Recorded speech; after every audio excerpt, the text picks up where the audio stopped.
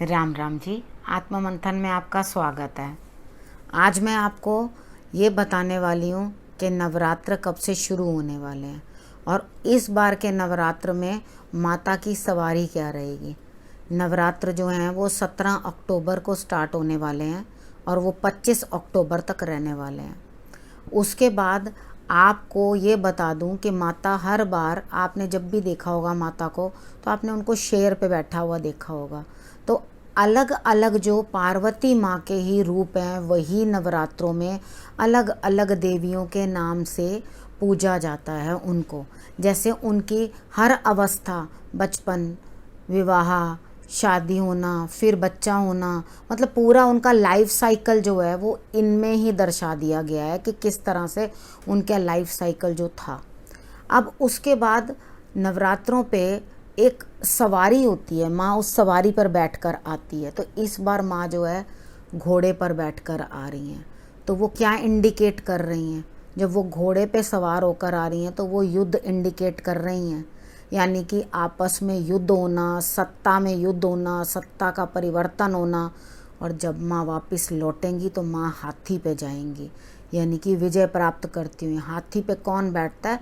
जो युद्ध जीत जाता है वही तो हाथी पे बैठता है। जब युद्ध शुरू करेंगे तो घोड़े पे शुरू करेंगे ना, और युद्ध जीत जाएंगे, यानी कि माँ आपको इंडिकेशन देके जा रही है कि आप जो हैं वो जीतते हुए दिखाई देते हैं। तो मैं सभी भारतवासियों से ये कहना चाहती हूँ कि आप लोग सभी जो हैं माता रानी का स्वागत इस बार अच्छे से करें। माता रानी आपके लिए अच्छे इंडिकेशंस दे रही हैं। आगे जाते हुए भी आपका समय सही करके जाएंगी।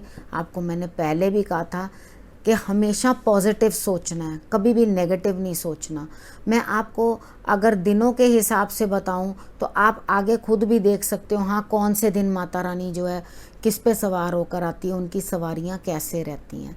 सबसे पहले अगर माता रानी सोमवार को और इतवार को आती हैं तो वो हाथी पे सवार होकर आती हैं, मतलब वो उनका आना और जाना होता है। और बुधवार को वो नौका में जाती हैं, ठीक है। उसके बाद आना और जाना, मतलब ये उनकी सवारी रहती है। और उसके बाद मंगल और शनिवार को वो घोड़े पे सवार होते हैं। और उसके बाद अगर गुरुवार और शुक्रवार को हो तो वो डोली में जाती हैं, ठीक है। अगर ये सारे दिन आपको मैंने समझा दिए हैं, तो इस बार 17 अक्टूबर को शनिवार पड़ रहा है। जब शनिवार पड़ेगा तो माता रानी घोड़े पे सवार होकर आपके यहाँ पर आएंगी। उनका स्वागत आप अच्छे से कीजिएगा और सूर्य आराधना के साथ उनका जो है आप स्वागत करना। पहले आप सूर्य की आराधना करना और उसके बाद माता रानी को जो है उनके पूजन आप करना, ठीक है। उसके बाद आपने मेन करना क्या है, 2-3 चीज़ें मैं आपको इस वीडियो में बता दे रही हूँ। और उसके बाद आपको घट स्थापना का मुहूर्त और घट स्थापना कैसे करनी है वो भी मैं आपको बताऊंगी, ठीक है। सबसे पहले चीज़ आपने क्या देखना है, प्याला, ठीक है। पहले अपने मंदिर को आप अच्छी तरह से साफ़ कर लो और उसके बाद आप प्याला ले लो। और कपड़ा जो यूज़ करोगे वो रेड करो तो ज़्यादा बेटर है, ठीक है। इस बार रेड यूज़ करो, वो ज़्यादा अच्छा रहेगा। माता रानी की चुन्नी भी लाल हो और बाकी भी लाल हो तो वो ज़्यादा बेटर आपको रिजल्ट्स देंगे, क्योंकि धन का आगमन भी होना चाहिए। काफ़ी ज़्यादा बंद रह के लॉकडाउन में और कामों के अंदर सब लोग बहुत परेशान हो गए हैं। तो इस बार माता की जो आपने खेतरी की स्थापना करनी है। एक चीज़ और आप ध्यान में रखें हमेशा कि जब हम प्याला लेकर आते हैं तब भी बुधवार और इतवार 2 दिन नहीं लेने चाहिए, ठीक है। आगे पीछे ले लेना चाहिए। और उसके बाद जैसे सैटरडे को शुरू हो रहा तो संडे को आप लोग लोगे ही 101% के जा के आप लोग संडे को लेना शुरू कर दोगे। तो आपने करना क्या है कि आपने बिल्कुल भी संडे को नहीं लेना, उस दिन एक दिन पहले ले लेना सब सामान। और जौ जो है वो आपने रात को भिगो के रख देने हैं। अब हम जौ क्यों रखते हैं, क्या क्यों करते हैं? क्योंकि पहले क्या होता था, जो साधारण लोग होते थे उनके लिए ना तो ज्योतिष होते थे और ना उन लोगों के लिए सिर्फ वो विवाह का मुहूर्त वगैरह देखने के लिए पंडित जी के पास जाया करते थे। उनको इतनी ज़्यादा उनसे कुछ चीज़ें मिल नहीं पाती थी। जैसे आजकल तो आपको सब कुछ ऑनलाइन सब कुछ पता चल रहा है, यूट्यूब पे आपको वीडियोस में पता चल रहा है, ऐसे उनको कुछ भी पता नहीं चलता था। तो उनको स्पेशली जाना पड़ता था वहाँ पर, तो वो बताते थे आपको घट स्थापना का ये टाइम है, इसका ये टाइम है, तो आप इस हिसाब से कर लो। या मंदिर में ही एक बोर्ड के ऊपर लिख दिया जाता था ये समय है, आप इस समय पे ये करना, इस समय पे आप ये करना। तो कभी भी ना तो आपने विदा करनी है खेतरी उस दिन बुधवार और इतवार को, और ना आपने घर में प्याला लेकर आना है। अदरवाइज भी जनरली भी आप लोग मिट्टी का बर्तन नहीं लेके आए। और उसके बाद इन दिनों के अंदर जब आपने प्याला रखना है, उसके अंदर रेत और मिट्टी इन दोनों का मिश्रण मिलाना है, क्योंकि रेत ठंडी होती है और पानी अपने अंदर अच्छे से सोख के रखती है, और उस हिसाब से आपने थोड़ा थोड़ा पानी डालना है। जिनकी खेतरी पीली हो जाती है वो लोग गंगा जल ज़रूर डालें। जो है वो आप रात को भिगो के रख दें। अगर आप रात को ओवरनाइट भिगो के रख देंगे ना, तो आपके खेतरी जल्दी आने लगेगी। अगर खेतरी कमज़ोर आई है, ठीक है, आपकी पीली आई है, या आपको जिसको कहते हैं बहुत दूर दूर पे जैसे फैली हुई आती है ना, घनी नहीं आती, तो अगर फैली हुई इस तरह से आई है तो हेल्थ इश्यूज़ और फाइनेंशियल इश्यूज़ बताती हैं। हेल्थ ज़्यादा प्रॉब्लम हुई, यानी फैमिली में कुछ ना कुछ दिक्कत आपको अगले नवरात्र तक रहेगी। नवरात्र जो हैं वो आपको बताते हैं, जैसे स्टार्ट होता है, जैसे ये अश्विन मास का है और इसके अंदर पहला दिन जो होता है, प्रतिपदा का दिन जो होता है, वही नवरात्रों के लिए ले लिया जाता है, ठीक है। और इस दिन जो है आपने जब जौ भिगोए करे और उसके बाद आप उसे रात में ढक के रखना। थोड़ा जब ढक के रखोगे तो अंदर मॉइस्चर हो जाएगा ना उसको ढक के रखने से, और वो जो है वो जल्दी जो है खिलने लग जाते हैं, जल्दी आने लग जाते हैं स्प्राउट्स उसके अंदर। तो जब स्प्राउट्स आएँ तो पहले आप देख लेंगे मिट्टी को कितना जल की ज़रूरत है, कितनी नहीं है, उसके हिसाब से बहुत ज़्यादा डाल दोगे तो बहुत सारी चीज़ें हो सकती हैं, गल भी जाती है कई बारी। और अगर गल जाए तो कुछ ना कुछ घर में दिक्कत आती ही आती है, दूर दूर हो जाए तो भी दिक्कत आती है। अगर तो बहुत अच्छे भर के आई है तो आप समझेंगे ये जो अगले नवरात्रों तक आपका समय जो है, यानी कि जब अगले चैत्र के आएंगे तब तक आपको जो है खुशियाँ ही खुशियाँ मिल रही हैं। फाइनेंसेस भी अच्छे होंगे, बाकी चीज़ें भी आपकी अच्छी होंगी। कुछ लोग क्या करते हैं, स्टील के बर्तनों में ही वापस उगा लेते हैं। अब तो हम लोग ये सब सीख चुके हैं। जो इन लोगों को अभाव रहा है अपने जीवन में, उन लोगों को तो पहले से ही बहुत प्रैक्टिस है इन चीज़ों के साथ, कैसे हैंडल करना है, इन चीज़ों को किस तरह से समझना है। लेकिन जिन लोगों को ये पता नहीं था उन्हें भी ये चीज़ अब समझ आ चुकी है ये पूरे साल के बाद, कि हाँ, जो कोरोना ने सिखाया कि हमें किस तरह से लिमिटेशंस में भी हम लोग सब कुछ कर सकते हैं, और हम इस तरह से करके कर सकते हैं, ठीक है। आपने ये सारी चीज़ें जो हैं कर लेनी है। अब उसके बाद आपने समझना क्या है, अगर ग्रीन है, बहुत अच्छी हुई है, तो अच्छा आपके लिए पुत्र भी आपके तरक्की करेंगे, सबको कार्य में, क्षेत्र में, सब चीज़ में आपको बढ़त मिलती हुई दिखाई देगी। बाकी मैंने आपको सारी चीज़ें धीरे धीरे करके सब समझा दी हैं, आगे भी मैं आपको सब समझाती रहूँगी।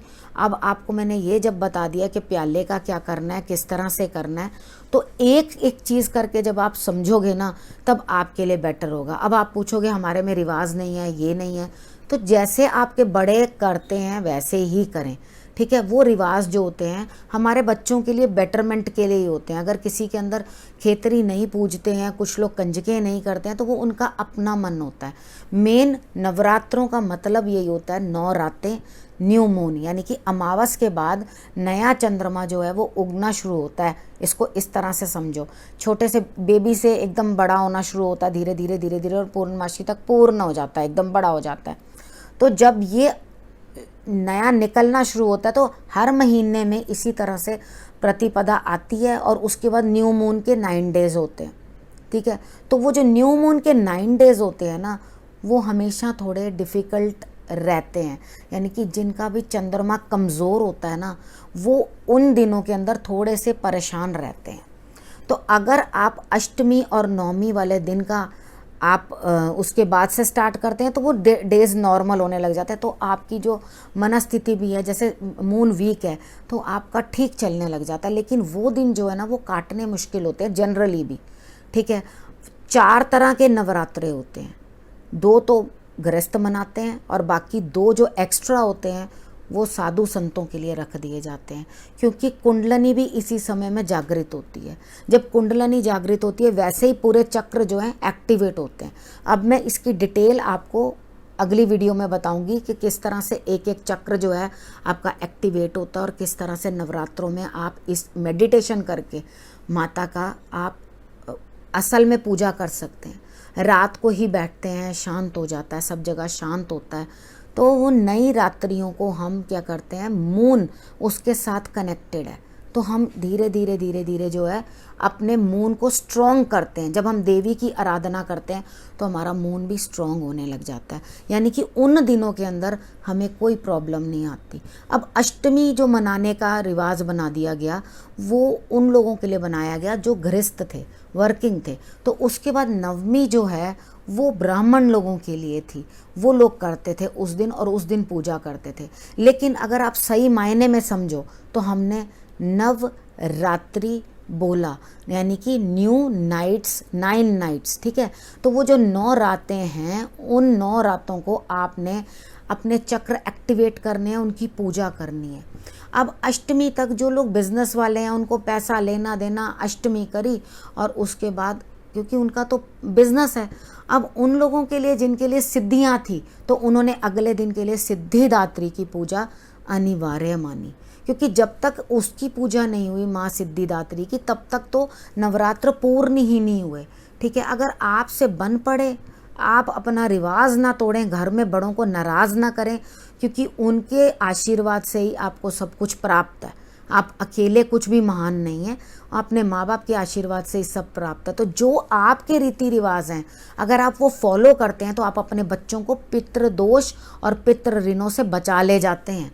अगर आप उनके दिए हुए, अपने इन लॉज के दिए हुए रूल्स जो हैं फॉलो नहीं करते, क्योंकि उनके अंदर क्या रीत रिवाज हैं वो आपको नहीं पता, तो उनके रीत रिवाज फॉलो नहीं करते हैं तो आपके बच्चे जो हैं वो पितृ ऋण से प्रभावित हो जाते हैं, ठीक है। तो ये 9 दिन जो हैं बड़े महत्वपूर्ण हैं।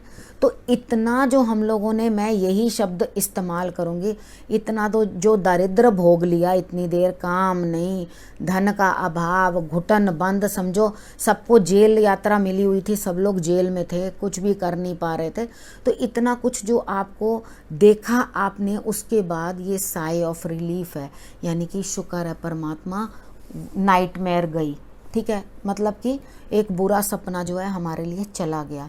तो आपने करना क्या है इस समय में, क्योंकि युद्ध जैसी स्थिति बनी है, सत्ता परिवर्तन बना हुआ है और लोगों में लड़ाइयाँ इधर उधर सब बनी हुई हैं, तो आप अपनी प्रार्थना में देश को भी ज़रूर सम्मिलित करें, क्योंकि देश की कुंडली में अगर प्रॉब्लम आती है तो हम लोगों की कुंडली में कितने भी अच्छे योग रखे हों, रहते तो यहीं हैं, खाते तो यहीं हैं, अगर हमारे देश के अंदर कुछ ना कुछ दिक्कत होगी, ऐसा हो नहीं सकता कि उसका असर हम पे ना हो। एक जरा से सब्जी रुक जाती है, सब्जी महंगी हो जाती है तो हम लोग त्राईमाम करने लग जाते हैं, तो वो देश की वजह से ही तो सब कुछ हो रहा है ना। तो हमेशा इस चीज़ के लिए भी प्रेयर करनी है कि हमारे देश के लिए भी जो है सब नवरात्र जो हैं इस समय सब के लिए सही सिचुएशन लेके आएँ। जो लोग सीमा पे लड़ रहे हैं, कुछ हैं, उन लोगों के लिए भी हमें सबके लिए प्रार्थना करनी है, ठीक है। आपको मेरा ख्याल से काफ़ी चीज़ें समझ आ चुकी हैं जो मैंने आपको समझाया है।